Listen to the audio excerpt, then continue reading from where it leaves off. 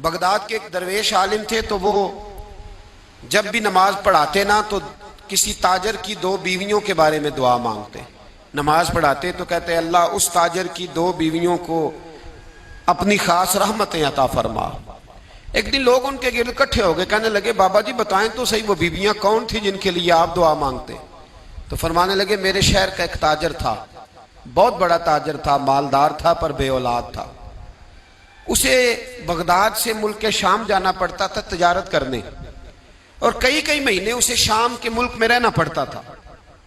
उसने इस तरह किया कि वहां भी एक शादी कर ली। अब वो वहां कुछ ज्यादा वक्त गुजारने लगा, मालदार आदमी था, बीवी को मकान भी लेके दे दिया। अब वो जरा देर से आता वापिस, और जब आता भी तो उसके वो वाले अंदाज ना होते जो पहले हुआ करते थे। अब बीवी से बड़ा जासूस भी कोई नहीं होता, उसको तो पहले पता चल जाता है कि माजरा क्या है, उसे बड़ी खबर होती है। वो कहने लगी अब के जब आता जाता है तो इसके हालात कुछ बदले बदले से हैं, माहौल कुछ और है। उसने एक बूढ़ा आदमी जो उसका अजीज भी था और समझदार भी था उसको तैयार किया। कहने लगी अब के जब मुल्क के शाम जाए ना तो इसका पीछा करना और खबर करना कि कहाँ रहता है, कहाँ जाता है, क्या करता है। वो बूढ़े बुजुर्ग जो थे वो खातून के कहने पर कुछ उसने किराया भी दिया। वो उस ताजर के पीछे गए और वापस आके खबर दी। कहने लगे कि ये तो 2-3 साल बीत गए, इसने वहां भी शादी की हुई है, तुझे बताया ही नहीं। बीबी बड़ी समझदार थी, हौसलामंद, जीरत, उसने शोर नहीं मचाया। उसने कहा कि मैं ना अब जब आएगा ना तो तरीके से बात करूंगी और पूछूंगी कि ऐसा क्यों किया। और ये भी उसने आके बताया कि अगर तेरे साथ निकाह के बाद उसे औलाद नहीं मिली तो औलाद वहां भी कोई नहीं। ये मुकम्मल तफसीलात। अब जब इस दफा खामंद आया तो आते ही वो बीमार हो गया, कमजोर होने लगा। अब खातून ने मुनासिब नहीं समझा कि आते ही धड़ाम से मैं उसके सर पर ये फोड़ दूं कि तूने निकाह किया हुआ है और मुझे बताया नहीं। वो जरा तसल्ली में रही, कुछ वो बीमार था, हौसला रखा, खिदमत करती रही। कुछ दिन गुजरे तो वो ताजर इंतकाल कर गया, फौत हो गया। अब राज खुल ना सका, इद्दत गुजारी, और जब सारा माल जमा किया ना तो अशरफियों की बोरियां भर गई। सारा माल उस बीबी का, 4 बोरियों में अशरफियां, 4। यहां तो पेट का दोजख है, माज अल्लाह भरता ही नहीं। हाल में मजीद, हाल में मजीद। वो जो कहते थे ना कि बस बाहर चला जाऊं और बाहर मैं कुछ थोड़े से पैसे कमा के 2-3 साल में लौट आऊंगा, फिर यहां आके कोई कारोबार करूंगा, वो गए हैं तो वापिस नहीं आए। वो जो कहते थे ना बस मैंने इतना सा कारोबार करना है कि मकान बन जाए, उन्होंने 4 मकान भी बना लिए हैं, लेकिन ब्रेक, हल में मजीद की दौड़ है।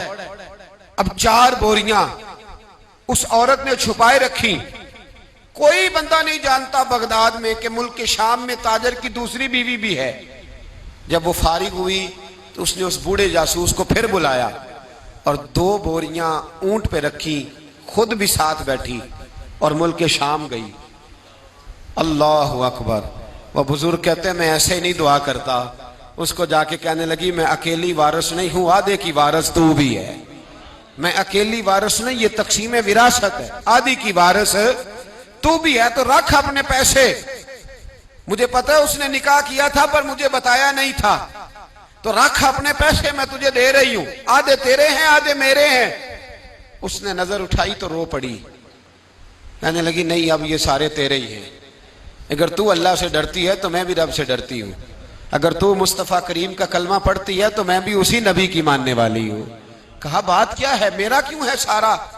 तो वो खातून कहने लगी वो 2 साल 3 साल से मेरे साथ निकाह था और उसने बताया था मुझे कि मेरी बीवी भी है, और मैं गरीब थी तो मेरे वालिदैन को भी बताया था कि मेरी दूसरी शादी है। ये मकान उसने मुझे लेके दिया था, मेरे तमाम अखराजात वो पूरे करता था, नानो नफका का ख्याल रखता था।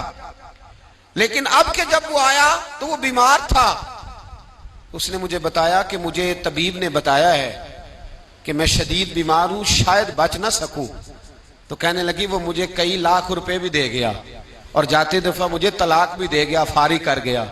कहने लगा तू जहां चाहे मेरे बाद निकाह कर सकती है। और कहने लगा मैं चाहता था पहली बीवी को बता दूं, मौका नहीं बना और उसका दिल ना टूटे, बता नहीं पाया, लिहाजा वो मुझे ढेर सारे पैसे दे चुका है, सारा मेरा हिस्सा मुझे पहले से दे चुका है। मेरी बहन अब ये 4 बोरियों में से 2 मेरी नहीं बल्कि 4 की 4 ही तेरी है, तू ही इसकी हकदार है। तो बुजुर्ग कहते हैं मुझे बताओ, जिनके अंदर इस किस्म के तकवे की झलक हो उनके लिए हर नमाज के बाद दुआ मांगनी चाहिए कि नहीं मांगनी चाहिए?